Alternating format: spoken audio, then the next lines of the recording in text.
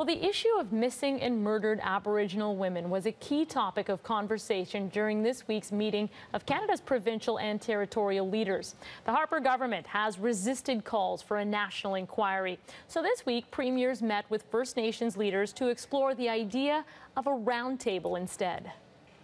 Women are dying, women are disappearing every week and every month. So what do? Just watch and become complices? Or we propose that roundtable where they will sit down with us to reestablish that dialogue. Discussions have reportedly begun for a national roundtable with federal ministers, but there hasn't been any confirmation. The Prime Minister says Aboriginal women are victims of crime, not part of a wider phenomenon. Well, for more on this, we're joined by Krysta Williams. She's an advocacy and outreach coordinator with the Native Youth Sexual Health Network. Krysta, thanks for joining us. Thanks for having us. So what do you make of this possibility of having a roundtable of federal ministers to address the issue? I think we're really wanting to see more action in terms of when it comes to talking to family members who have experienced this type of violence. We want to make sure that direction is actually coming from families and communities who've experienced this kind of violence. And if that's something that they want, then that's great. But there's also been many other suggestions for real action that have come out over the last 20 years that this issue has been something that lots of communities have been working on. And do you find it frustrating that this is, when we hear about another death, is the only time that we talk about the issue? To be honest, yes. I think it doesn't change the realities day to day on the ground when we're in community at the Native Youth Sexual Health Network, but also for individuals. It doesn't often change, what the government decides to do or not to do doesn't often change the on-the-ground realities of the work that needs to get done, the action that needs to happen, and people's lives and realities. And you're pretty up close and personal with these families. You're part of a group that helped put together a community database of missing and murdered Aboriginal women. That's a sizable undertaking. Why did you decide to take that into your own hands?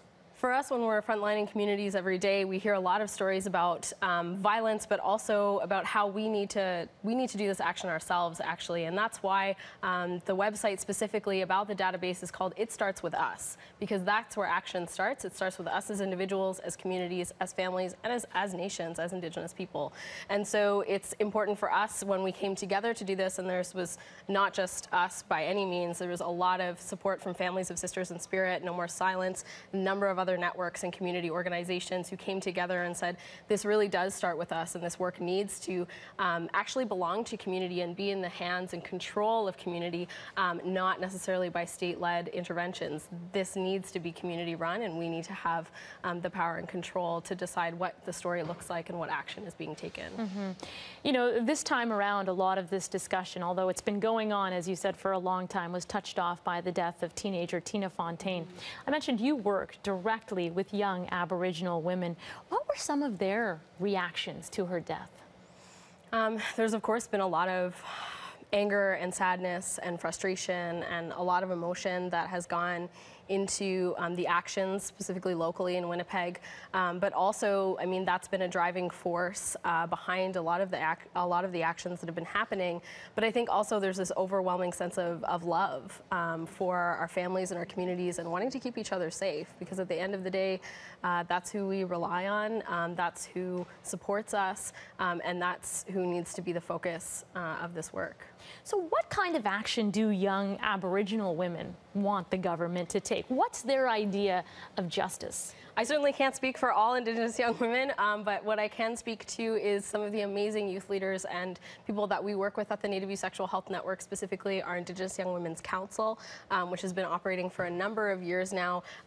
They're self-governed, and actually their theme of work is around self-governance and really determining this work and self-determining this work by and for young people. And that's what we're not seeing a lot of, is support for by and for led initiatives and action that are driven by young women ourselves, but are driven by our communities. Mm-hmm.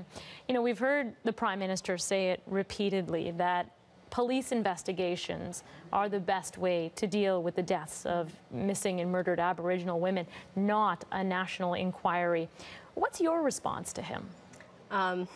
I have a lot of reactions to that, and we've been thinking a lot about this for a long time about really what are the realities of violence that we face, and the truth is a lot more complex, and the realities of young women, particularly in social services, particularly in state systems, there's a lot going on there, and for the most part, we're not being supported.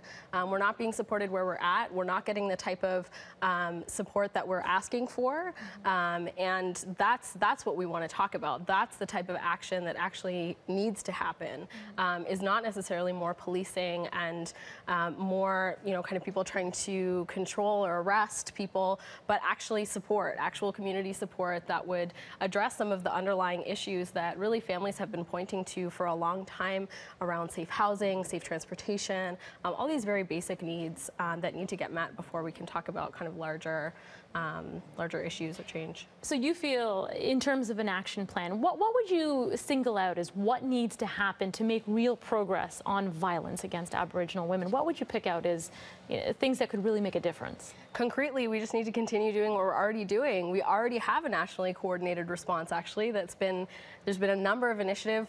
Walking with Our Sisters is a really great example, a national art exhibit and traveling ceremony to honor the lives and families of missing and murdered Indigenous women. That's already a nationally coordinated response. It's been traveling across Canada and will go international in the coming years.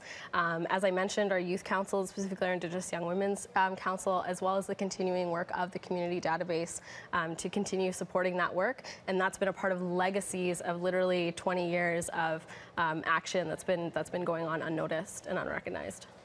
Well, Krysta, you are doing important work, and I want to thank you for coming in to talk to us about it. We really appreciate your time. Thanks for having us. Krysta Williams is with the Native Youth Sexual Health Network.